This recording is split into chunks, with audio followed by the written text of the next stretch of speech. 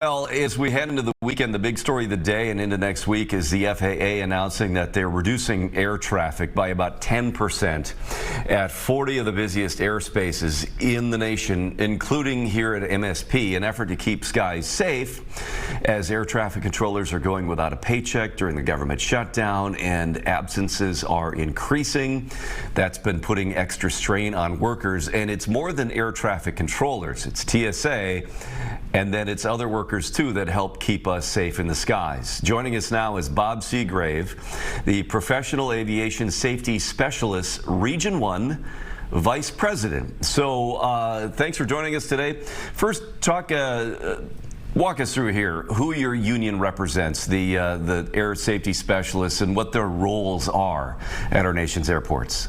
So we represent a large segment of the federal workforce, from aviation inspectors to people that generate navigational maps to the technical workforce that maintains the radars, the automation systems that air traffic controllers use, the instrument landing systems that aircraft use to land safely.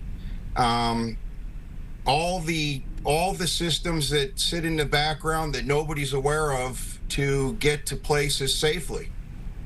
And how many of the PASS or past workers are currently working unpaid, or are they kind of on call? What's the situation?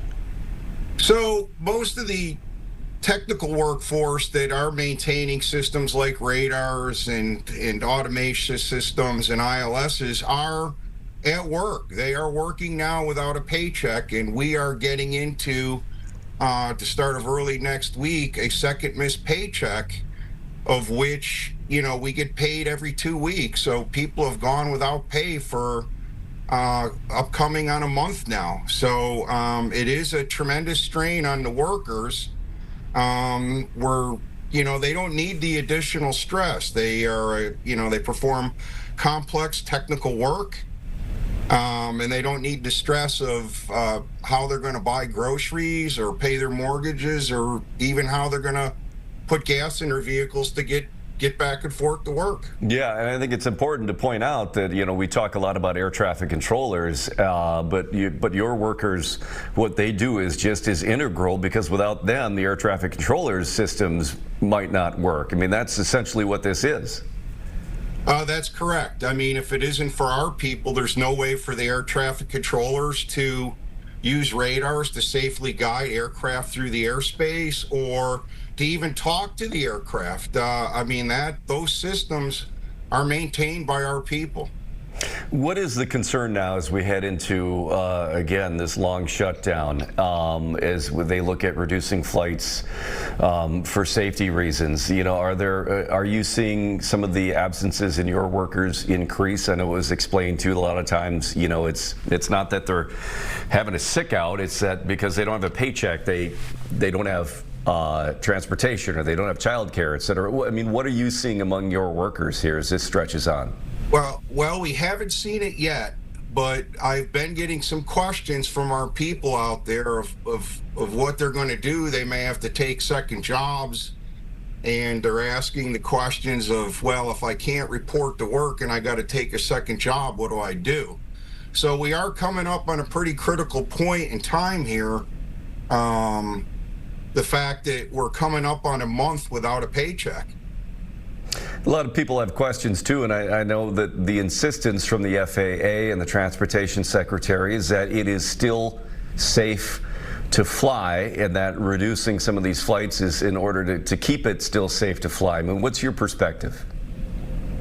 Yeah, it's still safe to fly, but again, all the workers that, do these complex jobs, the air traffic controllers, of course, are under a tremendous amount of stress controlling aircraft, and our people are under the stress of keeping those systems working.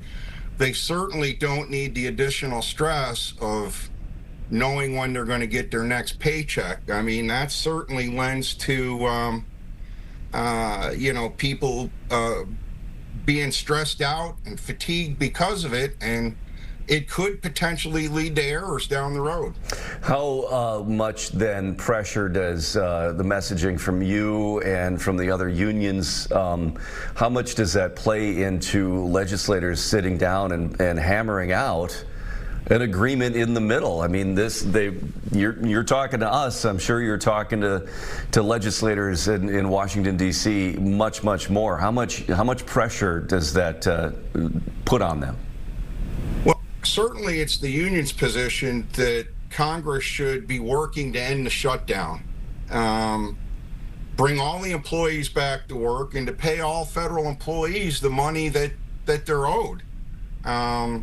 We are certainly not interested in any legislation that would prolong the shutdown.